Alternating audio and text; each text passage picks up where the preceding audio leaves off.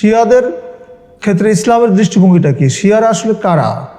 বিশেষ করে শিয়াদের মধ্যে অনেকগুলো দল আছে, গ্রুপ আছে, তার মধ্যে রাফিজি শিয়া যারা, এই দলটা হচ্ছে সবচেয়ে জঘন্য।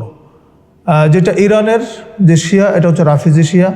শিয়ারা এমন একটি দল যারা ইসলামের অন্যতম খোলাফা রাশেদা, যারা খলিফা, যারা হযরত আবু বকর সিদ্দিক রাদিয়াল্লাহু আনহু, ওমর ফারুক রাদিয়াল্লাহু আনহু এবং ওসমান বিন আফফান রাদিয়াল্লাহু আনহু, এই তিনজনকে তারা কাফের ফতোয়া দিয়েছে।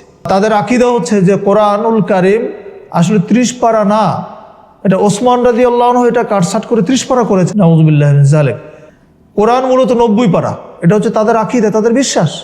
এইটুকু বিশ্বাসও তাদের মধ্যে আছে যে আসলে নবী হওয়ার জন্য জিবরিল আমিনকে আলীর কাছে পাঠানো হয়েছিল, কিন্তু জিবরিল আলাইহিস সালাম ভুল করে মুহাম্মদ সাল্লাল্লাহু আলাইহি ওয়াসাল্লামের কাছে গিয়েছেন, নাউযুবিল্লাহ। এমনকি রাসূল করিম সাল্লাল্লাহু আলাইহি ওয়াসাল্লামের স্ত্রী বা আয়েশার সম্পর্ক তাদের কটূক্তি, তাদের বাজে মন্তব্য, সাহাবীদের সম্পর্কে, তাবিঈদের সম্পর্কে, তাবিঈদের সম্পর্কে রাসূলুল্লাহ সাল্লাল্লাহু আলাইহি ওয়াসাল্লাম স্পষ্ট বলে দিয়েছেন, লা তাসুব্বু আসহাবি, তোমরা আমাদের সাহাবীদেরকে গালি দিও না।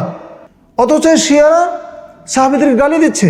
তো সেই দৃষ্টিকোণ থেকে শিয়াদের পক্ষে অবস্থান নেওয়া বা তাদের জন্য মায়াকান্না করা ইসলামী দৃষ্টিকোণ থেকে কোনো সুযোগ এখানে নেই। কারণ শিয়ারা প্রকৃতপক্ষে মুসলমানই না, শিয়াদেরকে মুসলমান বলারই কোনো সুযোগ নেই।